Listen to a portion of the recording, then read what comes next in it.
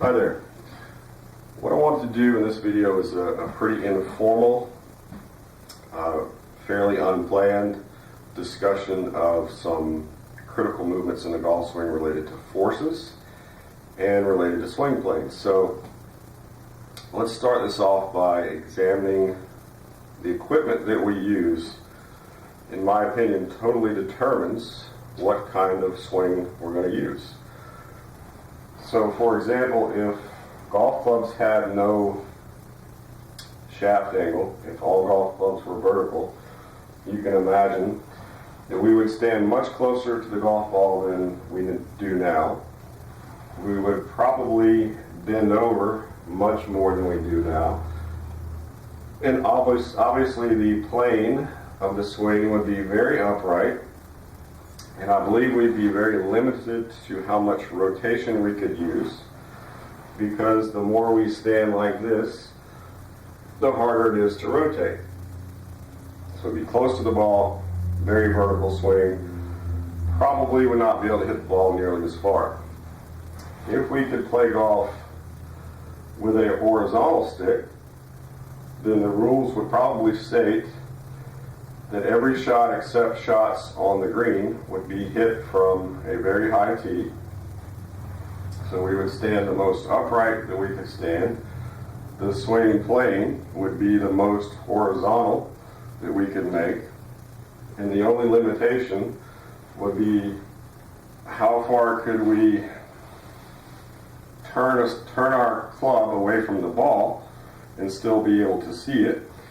And some people may even develop a golf swing where they actually spun away from the ball and hit it, because again, the fundamentals of that swing would be determined by the equipment. So when we look at the clubs that we use, probably were actually thought out pretty well, because the people who designed them probably had this same thought process, and they said, well, if we can stand just a little bit forward, we can still rotate enough to displace the club away from the golf ball and generate forces. But now the plane will be determined by the instrument or the tool. So the plane will be much more in this condition versus this condition or this condition. All right, so now we kind of understand that all the forces that we're going to apply to this golf ball going to some target have to be in correlation to the equipment that we're using. Therefore, the plane, at least from waist high to the ball, has to be very close to the tool we're using. We have a little bit of tolerance with the way clubs are designed of a few degrees where we can still catch the ball flush and hit it towards the target accurately. But if we get severely off of this angle, we will lose distance and accuracy. So all the forces that we're going to apply into this ball have to be a balance of vertical forces and horizontal forces, because this is vertical, this is horizontal. The shaft that we use is approximately 45-50 degrees. So we have to find a balance between vertical forces and horizontal forces to make an angular force to take that ball to the target. So let's take a look at some of the ways we could move a golf club, some based on tradition, some based on intuition, to create different either vertical forces or horizontal forces or angular forces. So when we look at the traditional sense of how the wrists are supposed to cock, right? Everyone says the wrist should be moving in an up and down fashion. It would look like that from this angle and this from that angle. As you can tell, this is a primarily vertical force. So then the challenge becomes how to blend that vertical force into the horizontal application, because every target that we ever hit in golf, the ball is on the ground. We're never trying to hit a target in the air. The hole's in the ground, the fairway's on the ground, the green's on the ground. So if we use a vertical force to apply a horizontal force, that may not be a very accurate way to do it. We could also move the wrists in a horizontal direction, and we're going to do a little bit of experiment later, actually hitting shots with these different movements. So a horizontal displacement of the wrist, as you can tell, would help me to apply a horizontal force, but a vertical force from the wrist would apply very, very, very little horizontal force. You would have to be very well trained in how to make this motion, make the ball go forward with any velocity and any control of the direction.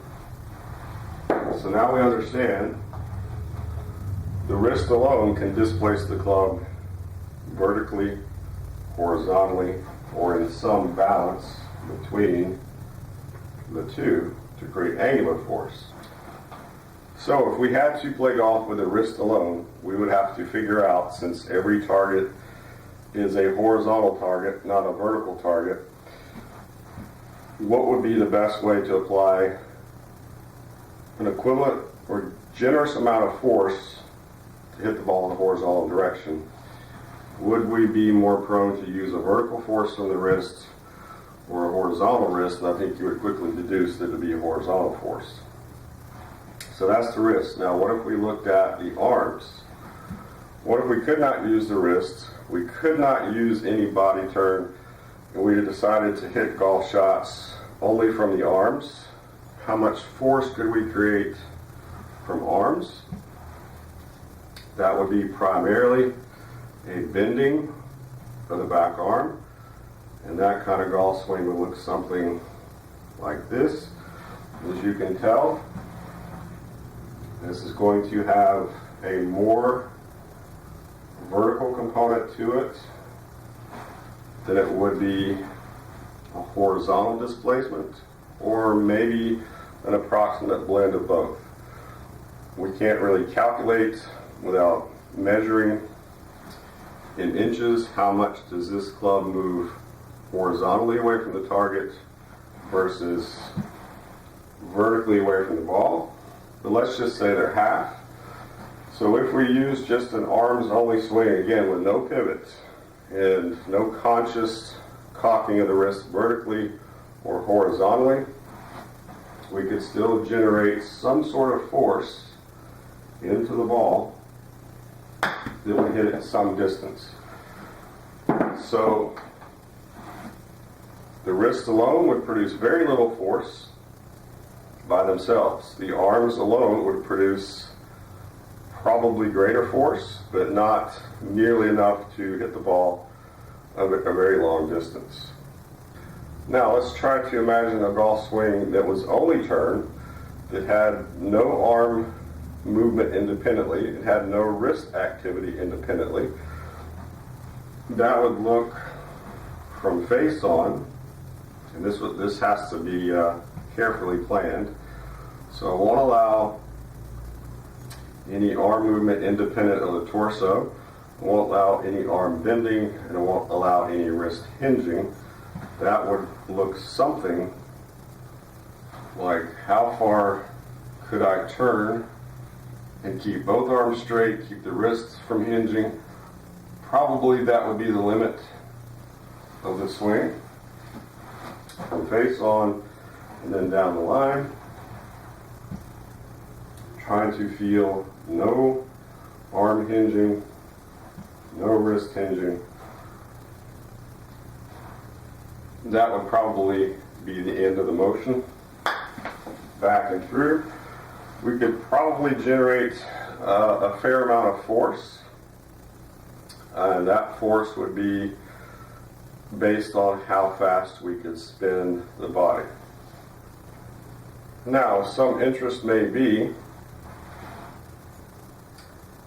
when we use an arm or a body only motion, would there be any vertical displacement of the club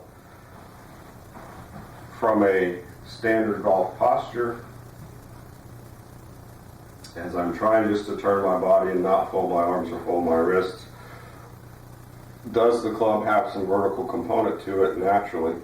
And now the obvious answer would be yes. So in that sense, I don't have to lift the golf club. It creates lift from a bent over condition and rotating. That creates a lifting sense of the club off the ground without me having to lift my arms off my body, create lift from folding the arm, or create lift from hinging the wrists. So I think that's an interesting part of rotational movement, is it does create some vertical displacement of the club from the ground. So now let's look at a golf swing where we use a vertical hinge of the wrist, a bending of the back arm to create elevation, and a rotational move from the body. And let's put those segmentally in. So vertical lift of the wrists, bending of the back arm, and rotation.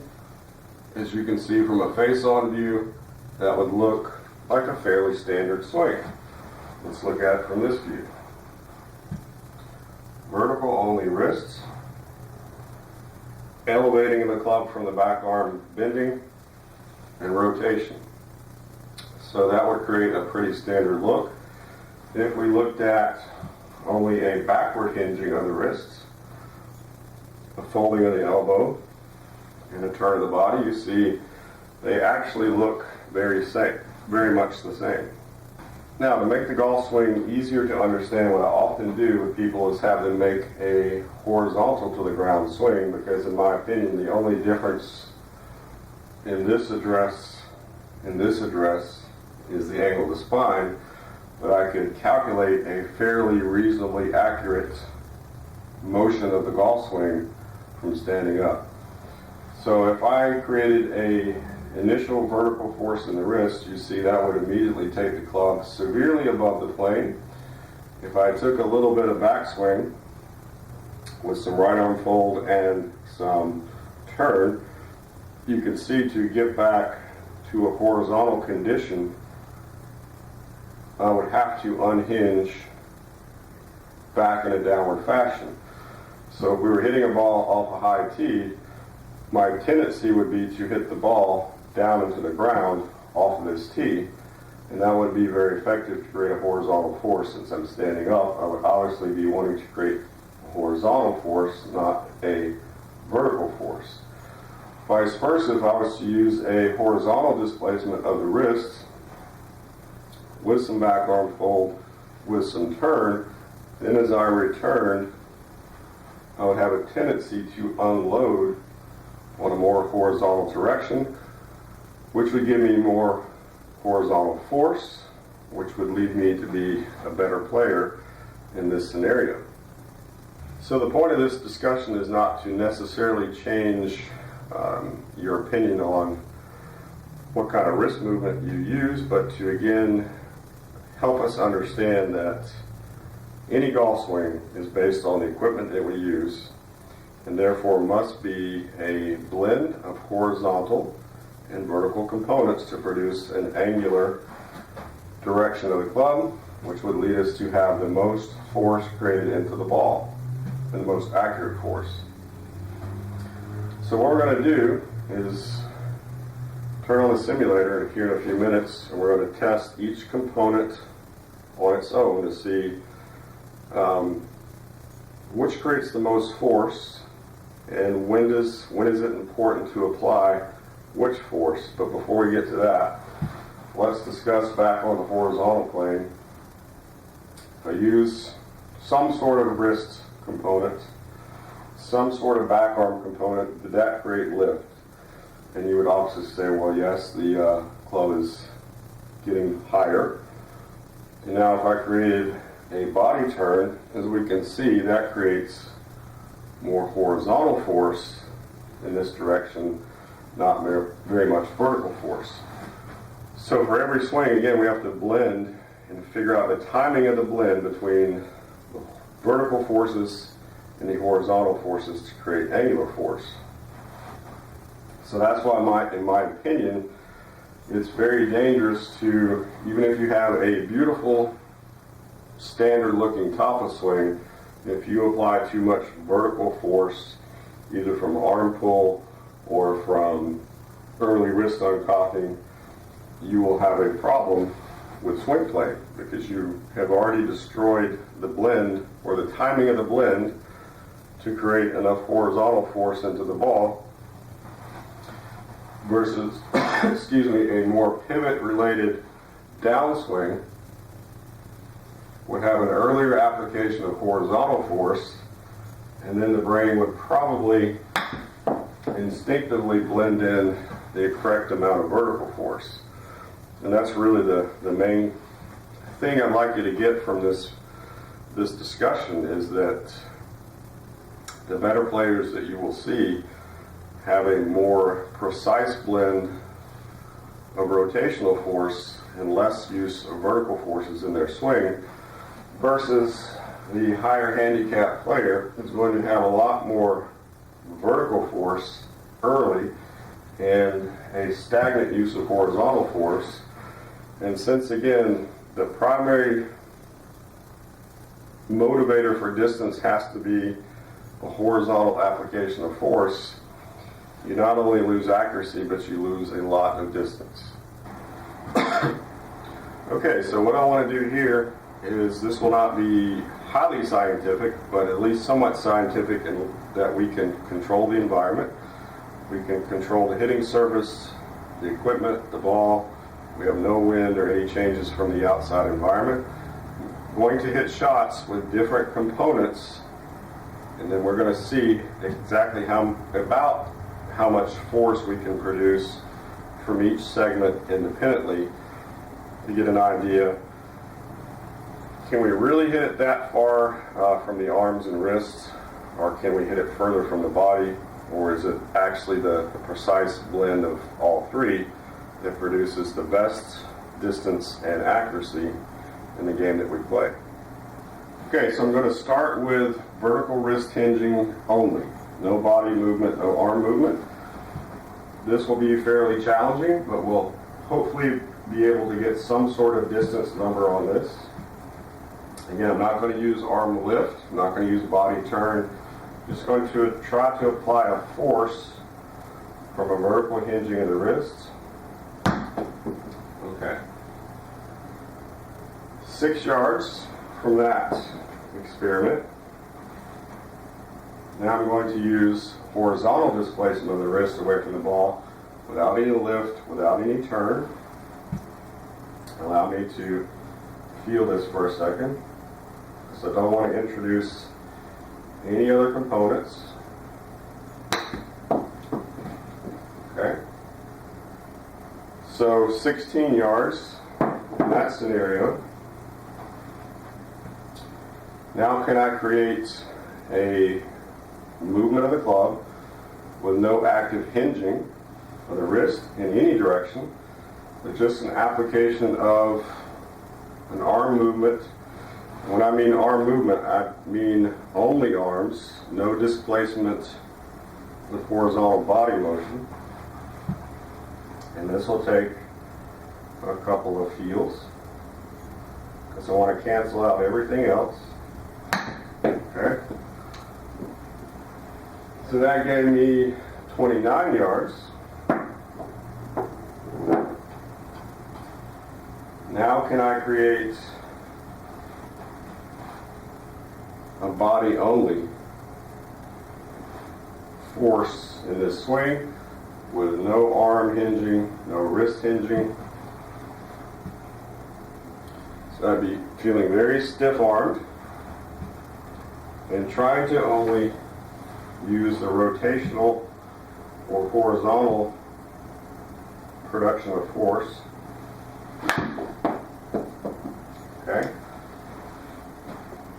And again, not super scientific, but I was at least consciously trying not to use, that was 93 yards by the way, not to use any arm drive or wrist drive. So we're going to plot these out, create some percentages, and then we'll look at the total view of what we're trying to do with this swing. Now, before we get into the final look at the percentages of numbers, I will tell you, based on my age, my flexibility, and the equipment that I'm using, head shaft, from the early 1960s, I can generate about 165 yards total distance with a 7-iron.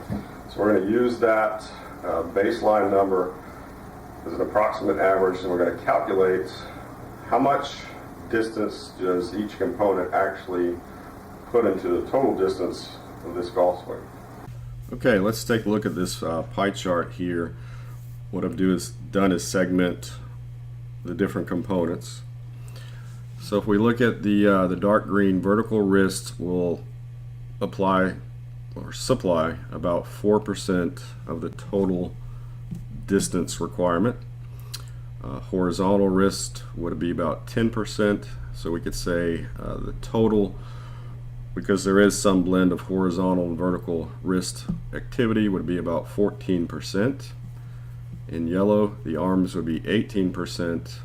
In blue, the body 56%. And then the aggregate blend of all these components would contribute an additional 12% to give our total distance. So the point of this video discussion has been that basically there has to be a proper blend of horizontal and vertical forces to create a distance that you're capable of, but also supplying enough accuracy to that golf shot.